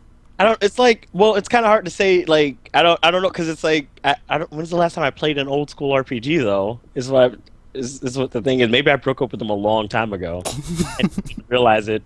And so it's just like this one came back and it was like knocking at my door in the rain. It's like, hey, give me one more chance. I was like, okay, come on in. Oh And man, then- that'd be a great segment. What was your one last chance game before you broke up with the genre game? It's like And Zelda that's- Skyward Sword. I'm sorry, but we can't do this anymore. I'm sorry, Link. I'm sorry, Zelda, but it's done. We're over. It's like we had fun, didn't we? But it's like It's like I hate that it had to come to this, but I'm seeing someone else now, and these new school RPGs are a lot more fun. So I'm sorry. It's not you, it's me. But it really is you, though. It really is you. So yeah. But anyways, man. So I picked up Dark Souls during that midnight launch they were apparently having at GameStop, because that was a thing. And I pretty much played it like as soon as I got home, and then I went to sleep for like a couple of hours, and then I kept playing it the entire day after that. So I was like, oh, I Tekkened it, is what happened. And then it was this game. I feel like because a lot of stuff they did it's kind of like they did a mix between like Demon Souls stuff and Dark Souls stuff, I guess, but it almost feels like the game itself is kind of like a testing ground for their next game, kind of like how Demon Soul, like the stuff in Demon Souls that you see is like all tweaked and better in Dark Souls. I feel like because they did so much that it feels almost like it's like a testing ground for like what they're gonna do next time, and then it's gonna be all completely awesome next time, because it's just like, oh, so this is where you were going with this. So I don't know, because they made like a lot of changes, but then they also tweaked some old stuff, but then some of it's kind of like, I don't know, it's like all over the place. I'm not sure. It really is. It's like I don't know what the Is plan it all is. over the place, but it doesn't have an identity crisis, or does it know what it's trying to do? I mean, it seems like it knows what it's trying to do. It's just like I'll explain in a second. Because I'm trying to figure out. I can do the bad stuff first, and then we can talk about all the good changes and stuff. So, crap, I forgot what I was going to talk about. And there, I don't know. They made it too hard. Boo hoo hoo. Says Well, no, RPG it's Miracle 5 on Twitter. I never said that. Oh, really? Let me look up that tweet RPG. Just Actually, I can look it up continue for you on. because I'm here right here. Oh, there you go. Okay. Go ahead. Because I feel like you're kind of full of it. You're one of those people that like to twist people's words and then make it really? seem like it's Really? something that it's not. And it's like, I don't think I am. let's see. That's all. My character is very not called for. Here's what I said. Well, I do like some of the new additions to the gameplay. I'm a little iffy on this up difficulty. It's a little less balanced than Dark Souls. I said I'm a little iffy on it. I said nothing about it being too hard or I'm that I iffy, didn't like it. which means and then Tekken follow. I don't think it's settling well with me. Plays a game from a franchise that knows it's hard and hates on it for being too hard. Never said that. So you basically took what I said, twisted it to fit what you wanted it to say, and then went up going tweeting it all over the place. So no. How about you stop being... I think that's a perfect observation of you hating on the game, because How did I hate on the game? What in that entire sentence that said anything about me hating on the game? you said nothing. Go ahead. Nothing positive, and What something did I say? sort of negative. Wait, what did Therefore, I that was say? hating. What did I I'm say? iffy on this game. No. Less balanced. Once again, I said Likes I like balance. the new additions to the gameplay, but I'm a little iffy on the up difficulty. Not at all saying, oh, I hate this game. I'm pretty sure we Nothing at all have it says historical there. documents on this podcast of you talking about Not at all what it says. elongated butts and what that means. Just saying. No. What we have on here is you interpreting things how you want to, and then just saying whatever the hell you want and putting words in people's mouths when you're wrong. So, no, you're wrong. No. Never said that I hated the game because I it's didn't say you did. difficult. I'm just saying you're hating on it. Yeah, that's that's why I exactly said what my you said. response. Two different And things. Hating and hating on, which you totally And do I all was the not time. hating on it because it was difficult at all. I was just saying that I was a little iffy on it because I wasn't sure how I felt about it. So, no, you're wrong. So, stop being wrong. If he's So not positive, anyways, RPG. what? If he's not positive, If he's not negative either. are you sure? Yeah, pretty sure. But it's less balanced. That's Yeah, like saying And I'm going to get to that in a second if you let me explain and shut your damn mouth. Well, you're the one that brought it up, so continue, hater. Stop talking.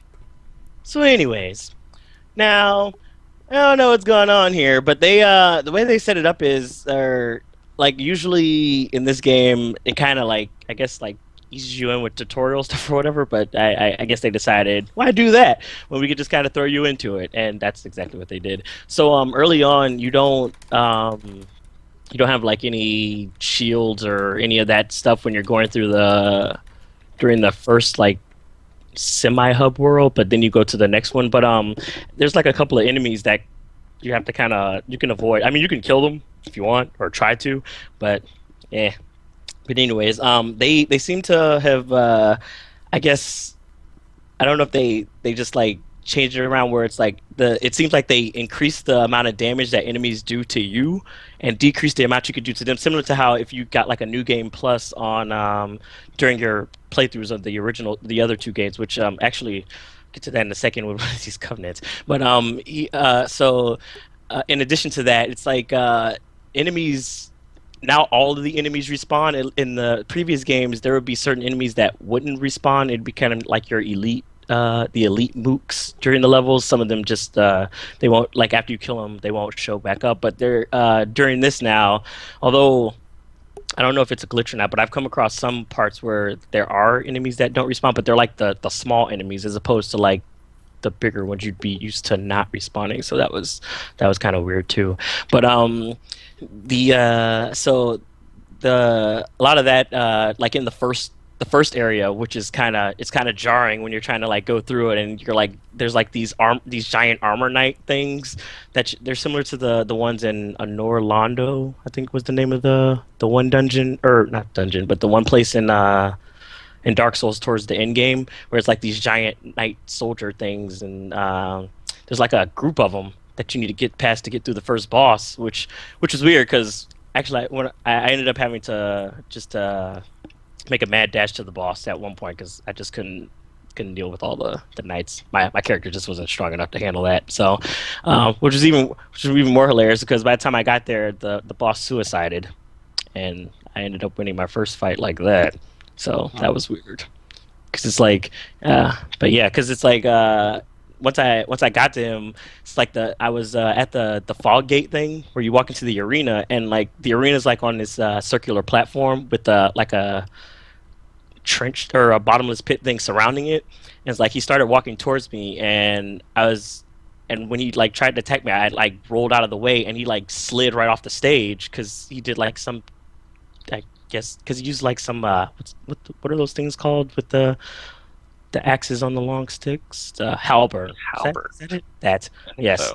He had one of those thingies, and he like does this thing where he does like some ridiculous dash thing like halfway across the stage or whatever. So I guess since he was closer to me towards the edge of the stage and I moved, he missed, and yeah, he fell off, and I won. So I was like, yay, minor victories, guys. Gotta appreciate the minor victories. So also now another mechanic they brought back from Demon Souls is now the health decreases whenever you die. It'll continue to lower your health, your maximum health I should say, until you become human again. And since the item you need to become human is pretty scarce at the beginning, you're pretty much kind of screwed if you end up with like half your health and you're trying to like go through these things with like no health and no defenses and all that stuff. So it's all kinds of shenanigans. And you also don't get the multiplayer until a bit further in. And which is weird because people can like invade you whether you're alive or dead now.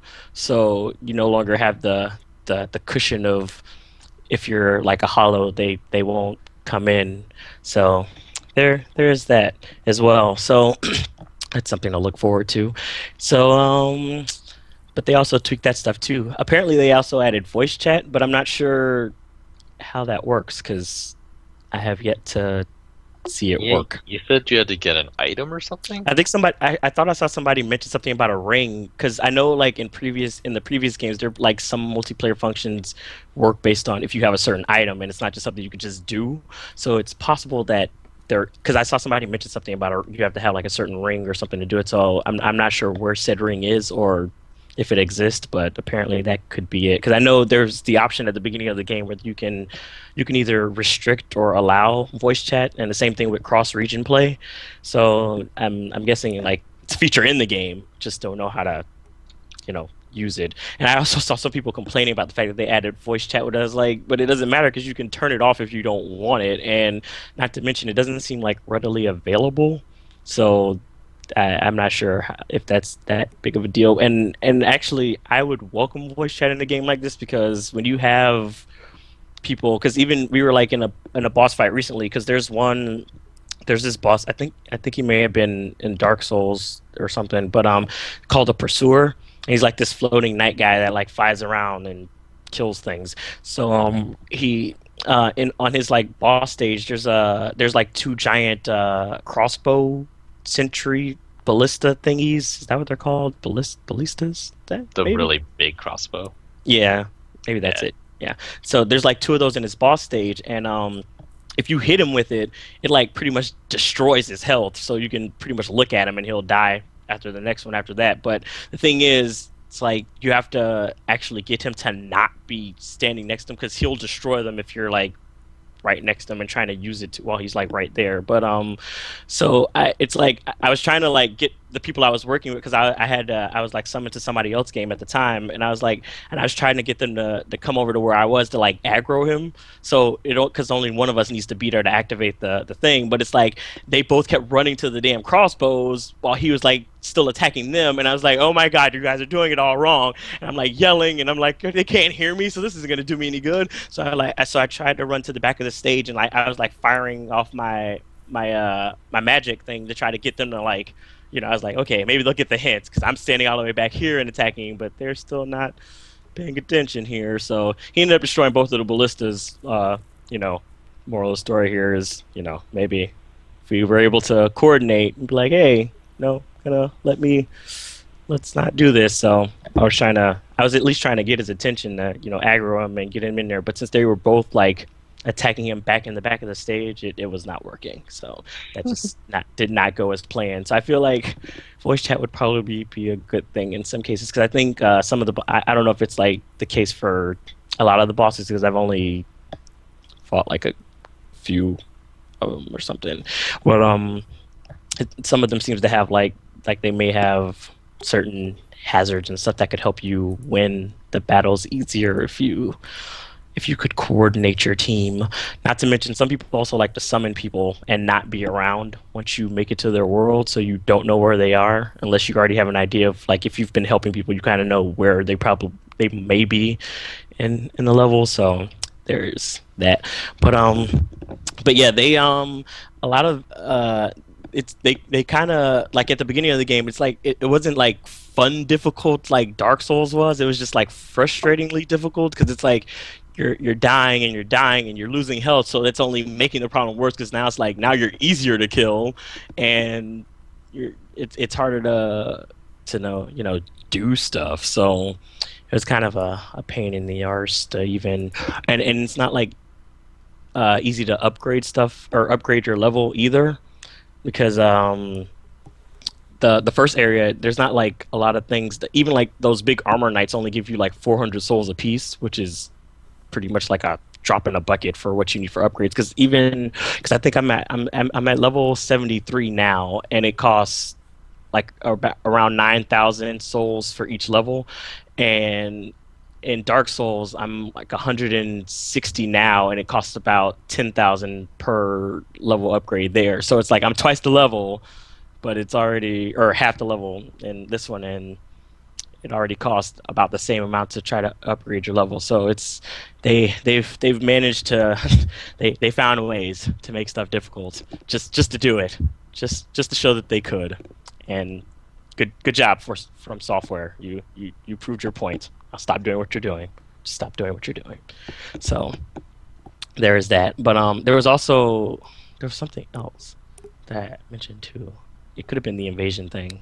Maybe that's what it was. Although that wasn't too bad, because then I found out there was now apparently that allows you to make the enemies actually recognize that the invader's there now, so they can't just like slip by like they did in the previous games, where if you get invaded, the invaders usually are able to do whatever they want, and the enemies don't react to them. But now there's an item in this game where if you use it, it'll pretty much be like they're a person just coming through or the level like normally.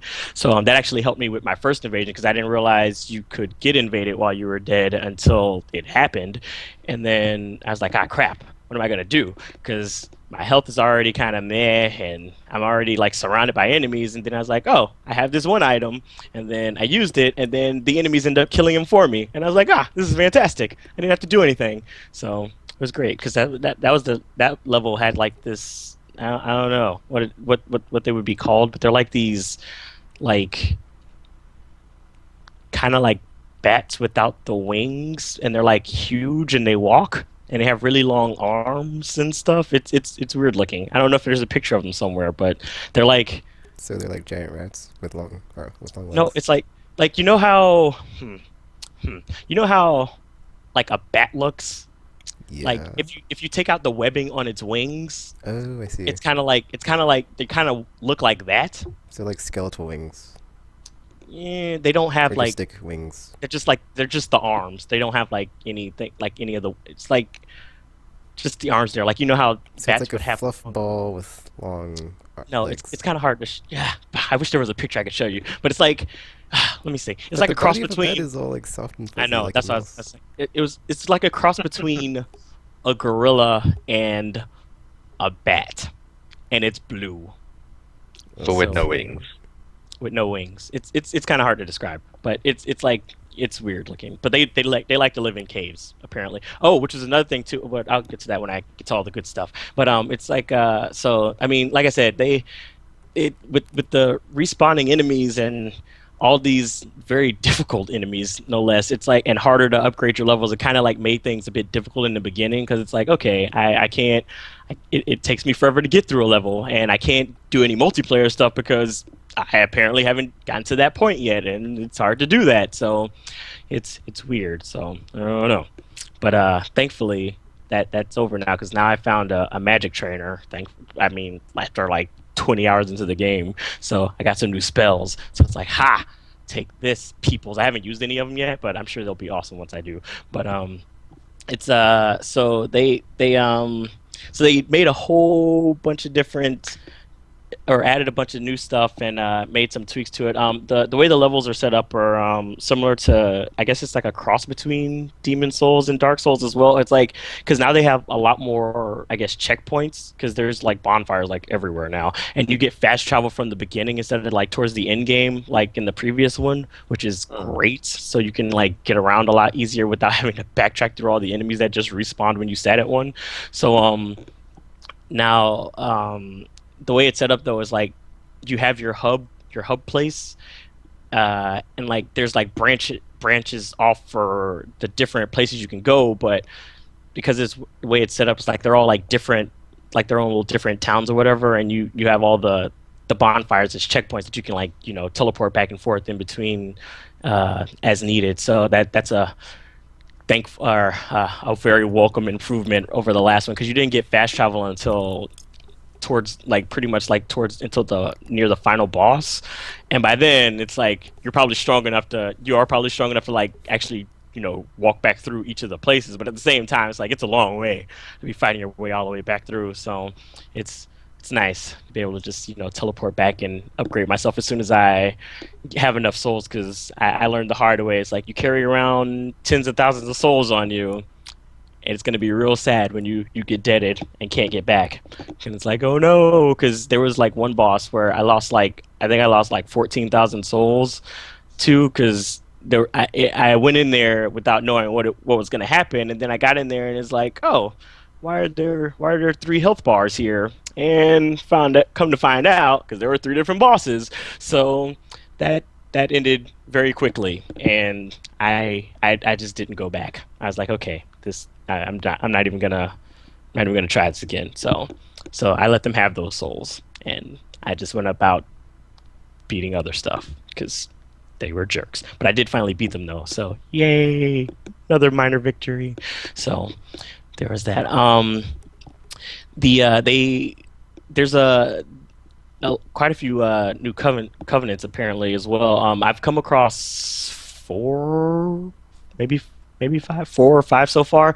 Um, Two of them actually work in conjunction with each other, which is kind of cool. One of them, they do warn you about joining it before you join it, but apparently, when you join it, it causes like everything to become like an automatic new game plus, despite not having beat the game, which means the enemies become, whatever. Like in the previous game, whenever you go to new game plus, like the enemies become, they have twice the health, and you do like half the damage and all this stuff. So basically, if you join that without realizing it before it was too late, then it's like you might be all kinds of screwed. And apparently, there was like no way to not get out of, or there was no way to get out of that covenant after you joined it. So people, I guess, like people found out the hard way. But I mean, once you join another one, it kind of negates it or whatever. But that might raise your sin level. So got to be careful with that, guys. Which that came back as a stat now. So you can see what your sin level is now when you're, instead of it just being like a hidden thing, with you being in the book of the guilty, like in the last one. So now you know how bad you are, and yeah, that's a thing. But yeah, but like I was saying, one of the early covenants you can join is called the Way of the Blue. Is that that might be it? It's kind of like it works in conjunction with there's a Blue Sentinel covenant where if you're part of the Way of the Blue, if you get invaded, it automatically summons somebody from the Blue Sentinel covenant to like come help you. And I experienced that for the first time too, as well, when I was like in the middle of fighting somebody, and that actually kind of ended up saving me because my game like lagged or something for some reason, and then the guy like backstabbed me, and then I almost died, and then all of a sudden it was like, oh, Phantom so and so came or was summoned to your world to help, and I was like, oh, this is fantastic. So then he like came in and like killed the guy, and I was like, oh, that's great, because my game was like screwing up, and I was like, I almost lost all my souls again.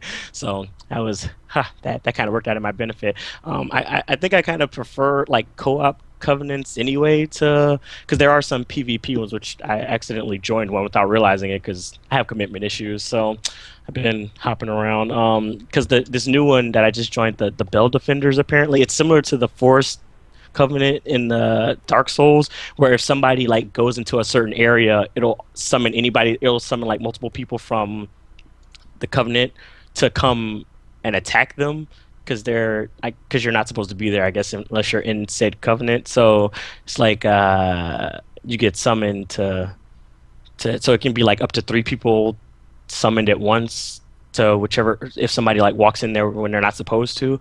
And I mean, I've never been like a big fan of like the PvP or the PvP ones, because it's kind of like you go in there and then somebody's like unsuspecting, and then all of a sudden you're like invading them, and then you kill them, and it's like now they have to go back to get their souls, which means they're inevitably going to get invaded again by like several people, because like, so it's just like a vicious cycle. So it's like you kind of like, guilds like that kind of like screw you over. But I mean, of course there are people out there who are okay with that, because there's like guilds like dedicated to, or the covenants that are dedicated to like invasions and stuff. Or because like, I know like in the last one there was one that gave you like the red soapstone that allows you to invade people. So there are ones that are just for people who enjoy invading others and stuff. So that's that. But I'm curious as to if there are other covenants that kind of like work together, like the Way of the Blue and the Blue Sentinel ones, because I thought that was kind of cool to have like. So it's because the Way of the Blue is a good beginner guild for anybody who's I guess just starting and don't realize you can be invaded any time now. So it's that's also a little jarring. It's like, oh no, I thought I was safe and I am not. So this is a thing now. So there's that. Let's see. They've tweaked the stats now, so it's a lot more in depth than the previous game. So now you have a better idea of like all the things that affect your combat ability now, and it's all broken down by defenses and bonuses and all this other stuff. And each of your main stats that you raise up to your level, it'll highlight which stat it governs, so you can so you'll know what you're like increasing whenever you like increase, or whether you're like increasing your vitality or your endurance and stuff. It'll like tell you, it'll like highlight your health and your equipment load and stuff, so you know what's actually being affected. So it's kind of better for like if you're trying to build your character and stuff, and you can see what kind of bonuses and stuff you get from that. So it's like they're not as they're not like a bunch of hidden things like last time with like the casting speed was apparently hidden within like dexterity in the previous game where like high levels of dexterity like increases your casting speed, but now in this one, faith, intelligence, and attunement all govern that one. So it's like you can kind of see what affects what now, and it makes things a lot easier and everything. And like I said, the aforementioned sin level, which you now know, if you like, because whenever you in the previous one, whenever you like whenever you invaded people and killed them successfully, or like break a covenant without getting it done, there's like a NPC that specifically breaks covenant bonds for you or something in the previous one. But whenever you break them just by joining another one or something, or just like killing the guild master, which I did a lot in the last one by accident, it raises your sin level, so you end up getting put in said book of the guilty, and then all that jazz happened and stuff. So this time you can kind of see before it gets out of control, you can go get yourself absolved and save yourself the trouble later, just So in the case book there is is a. back. I don't know if the book is back because I haven't seen it. I also haven't seen the guild that would be in charge of that if it exists in this game as well. So I'm not sure. It's possible because I mean I got the book of the guilty in the last one from the guy that kind of absolves your sins. So it's possible that if there is a NPC in this game that does that, they probably have said book if it exists. So, although you probably wouldn't need it if like I said, you could see your sin level now. So it's not big of an issue. What's the point of RPG if you're not in the book? You don't remember how getting invaded is not fun when you're not expecting it, because the Dark Moon Guild kind of worked as like the police of Dark Souls, because that's kind of what their job was. So it's like if you were nearby, and then they can get auto summoned to your world, and on top of that, you can still get invaded while they're there. Because there's been times where I was invaded by like one of the Dark Moon Guilds and an invader, so now I'm like dealing with two different people trying to kill me. And I was like, oh well, this is just great. So it's like when like you're at the top of the most dangerous / wanted thing, it's all like do you really want to invade this person's game? It's like they ain't nothing that you do, and you get wiped away, and it's like, oh well, I'm never doing that again. So, and then people make stories of you. It'll be amazing. Yeah, I feel like that's not gonna happen when people just how many souls I've destroyed in Dark Souls 2? So many. Although they did have like a thing like that in Demon Souls, at least, so you could see how many. Because I was ranked before as one of the Black Phantom Slayer people thingies when I beat the game in that one. I don't know if they had it in Dark Souls or not, but because I remember Gamer telling me, because he saw like they had like a statue of me with the ranked players or something, so you could see like you were ranked between like who killed the most Black Phantoms, and then there was like another ranked thing or something for something there. So I don't know if they did that in Dark Souls though, because I didn't see one. There's a monument in Dark Souls 2 though that tells you how many deaths there have been worldwide. So that's kind of depressing, because it was like up to like 3 million by the time I checked it last before I went to work. So, and that is ridiculous. That is up from the 102,000 it was when I first started the game. It's already up to 3 million. So it's like, well, people are dying left and right here. So that is all kinds of well. But yeah, so I'm ready to. I'm gonna probably like tweak my character spells a bit. They've also added new weapons and spells and stuff. Because like kind of like what they did with Dark Souls when they added pyromancy, is based on the fact that there were fire spells in Demon Souls. They kind of did the same thing with the DLC spells. I didn't get the DLC, but apparently they were like, I've seen people using like I guess dark spells or something when I've played Dark Souls or whatever recently, and they've turned that into a new line of spells too. So they're called hexes, but they're apparently they're just governed by you can still use them whether you have like a staff or one of the cleric catalyst things or whatever the hell they use for their miracles or something. So I guess you just have to have the requirements. So now there's like sorceries, hexes, pyromancy, and miracles for people who like to be, I guess, good, because that's a thing. But yeah, let's see, what else did they add now?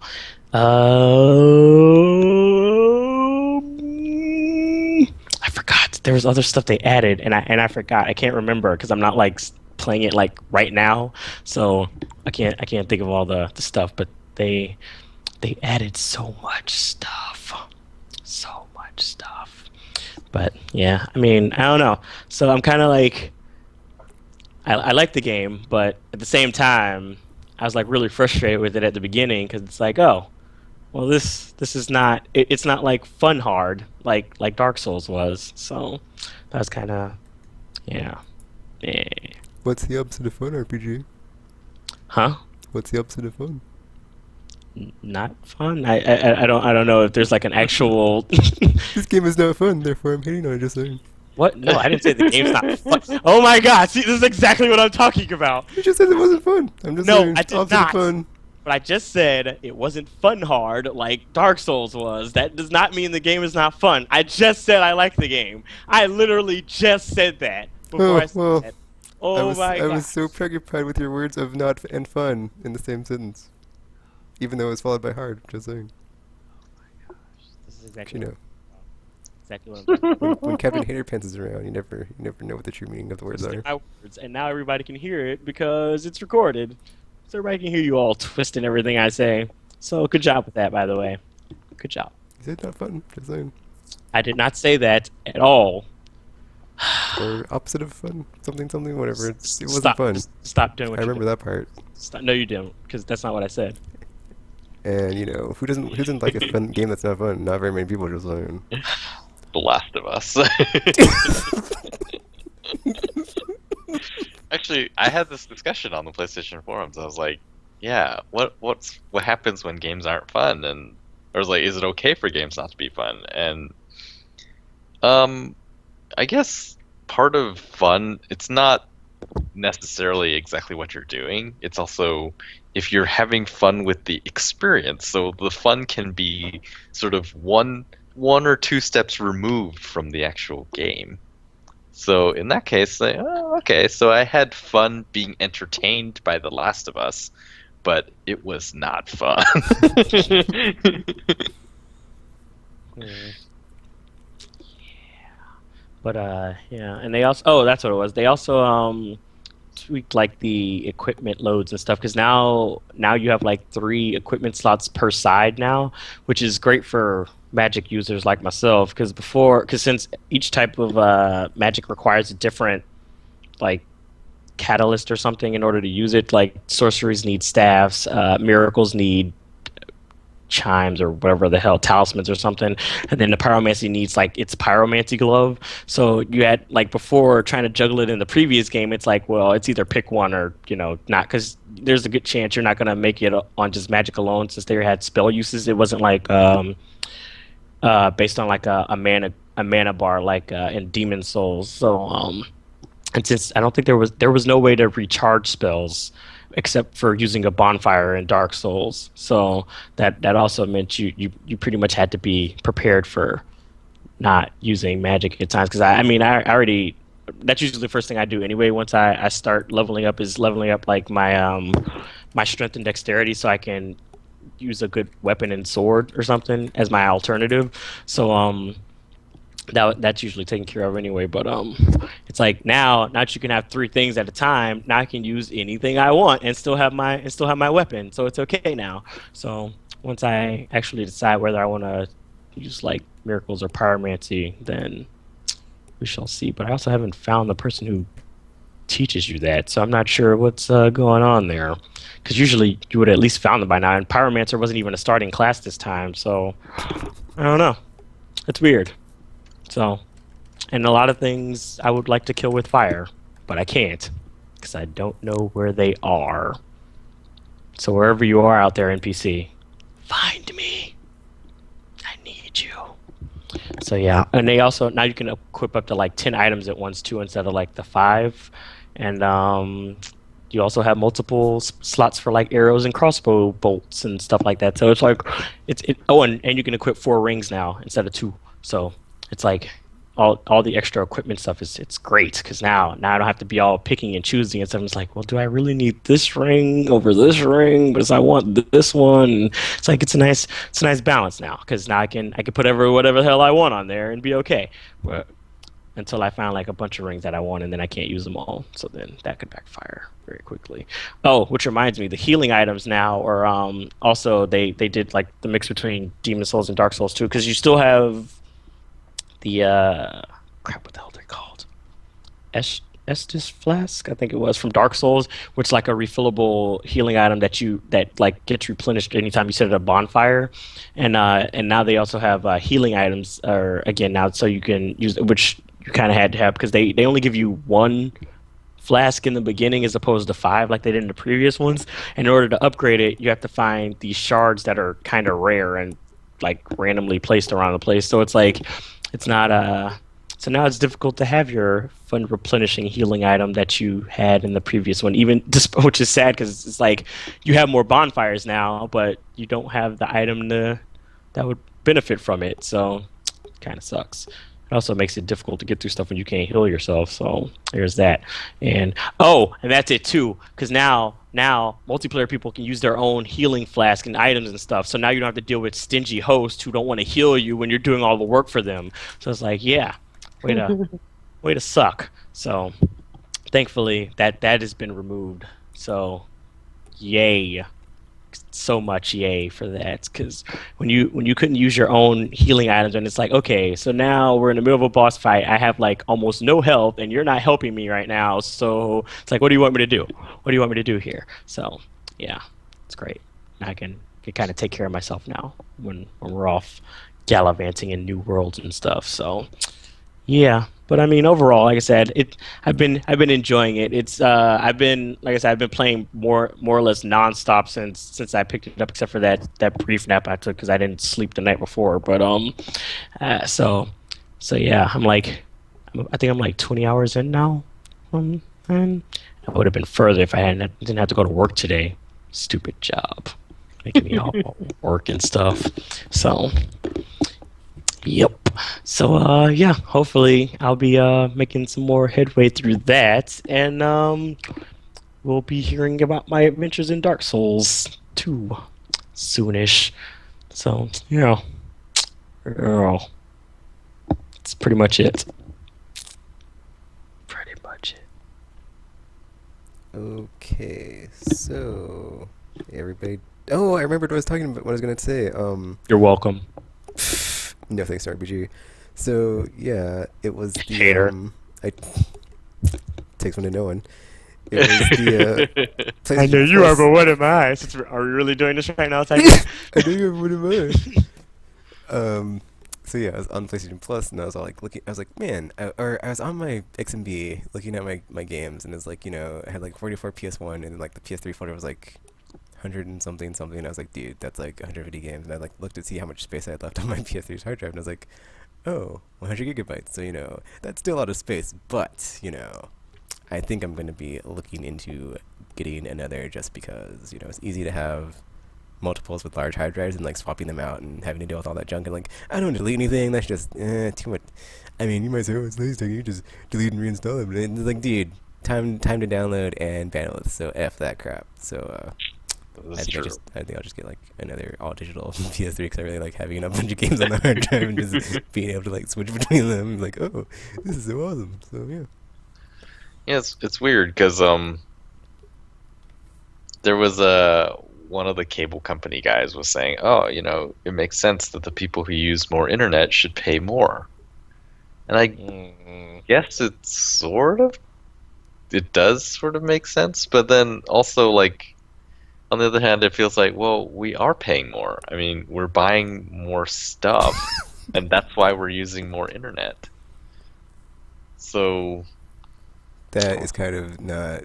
I don't think that's an even argument, because you can look at something like someone does like a lot of blogging or whatever. That doesn't use a lot of bandwidth, but they're still like, if they're doing it all the time, that's still like a lot of internet. It just doesn't use the bandwidth. And then like someone that watches a lot of videos, like I don't know. I think that's like not a valid argument, because you can say like, oh, well, if someone's like on the internet for 7 hours, it's like they didn't do like the same thing for 7 hours, but like in like you look across, well, yeah, they were all using it the same amount of time. They just used it differently and like had different amounts of usage. But you can't. That would be stupid to like charge it like different rates because they used one service more that used more bandwidth. That's just dumb to me. Yeah, I guess okay. Like, because in my mind is like, man, I I guess that makes Sorry. sense, and I can't really think of a reason why it doesn't make sense. But I guess that makes sense. Like people don't buy bandwidth. That's not what they're there for. They're there for stuff on the internet. They don't care how much bandwidth it takes. It's true. Because I sure don't. Also, hi J-Bod. He's in the chat on Twitch. Or he was. You say who? Twitch keeps kicking him out. Our good friend J-Bod, I have no idea who that is. who we played Borderlands with all the time back in the day. Did we really? Did I ever play with I don't him? know, maybe not. Maybe not. 'cause Then I was about to you say, don't I like know- anybody, so you know. Oh my god! Captain That, Hater. oh, here we go. Here we go. Well, you kind of let yourself open with that one. And I So should point out, when I do play with you guys, you have a habit of like leaving me in the most screwed up situations. So That's not true. excuse me for not being happy to get screwed over every time I play a game. I would just like to say the only times I've screwed over RPG would be the one time I left Every it time I roll. play with you, Payday, Borderlands, Every Alien time. Swarm. I mean, as a matter of fact, it'd Hyperbole be hard for us to find a much. game that you didn't screw me over in. Mass Effect 3. Yes, you do. You'll sit there. I'll be like in the middle of getting swarmed, and you'll run to cover across the stage. What are you talking about? It's like, oh, RPG needs saving again. Well, maybe if you didn't leave me in the first place, I wouldn't. Well, you know, So, if someone knew how to use their strategic cover, it wouldn't be. You know, it's not up to me to babysit your check RPG. it. I just started playing the damn game. I can't help it if my characters aren't all super strong, and I know how to play all the levels like you do. How's that even fair? It's okay. You survived extraction. You know, all thanks to me and my awesomeness. So you know, just jump on my back and I'll carry you to victory. That didn't sound right at all. My God. I'm not. Oh my God. You're like the worst teammate ever. I mean, there was that one time I left him behind, Alien Swarm, and he like died, and he's all sad about it. He never lets me live it down. And then like, you know, a couple times in Payday, Oh, sure, it might have been my fault. At least Gamer tried to go back for me, but then and then you guys were like, well, if you go back, we're just gonna leave you too. So then he had to leave. So it's like, oh, that's real messed up. It's like, good job, team. I mean, good job. I would think at Borderlands we are a pretty decent team because I'm just, you know, that awesome. I can pick up all your slack. So I don't same have thing. a tech pick up in Borderlands. I can take care of myself in that, thankfully. So that's not an issue. Yeah, well, you know. Because Tekken's always trying to be a one-man team and run it off. When the PS4 era gets here and Yeah, we're both Yeah, and then we can see sharing her, all so the everyone time, can see how much of the how world terrible will a know teammate you are. the so, lies you have been spewing. so then I can be like, "Yep, here it is again." Tekken running off, yeah. leaving everybody behind, because you know who cares about the team? Yes, history will be the judge. Yeah. As George Bush II says all Yeah, the time. will. Yeah, will. Yeah, will. I can't wait. I can't fucking wait. So yeah, when is Destiny supposed to be coming out again? By the way, September 9th. Oh. Mark it on your calendar. that's early in September. I'll totally be taking 2 vacation weeks for that. But yeah. 2 weeks? Crack out. Holy crap! That's a lot of vacation time for just to play a game, though. Holy crap! Totally worth it. I regret nothing. I wish I could take off 2 weeks to play something, though. That would be nice. Although I do make the schedule. So is everybody done talking about what they've been playing? Yes, maybe. I believe so. Alrighty then, we can wrap it up and come back with aimless news and the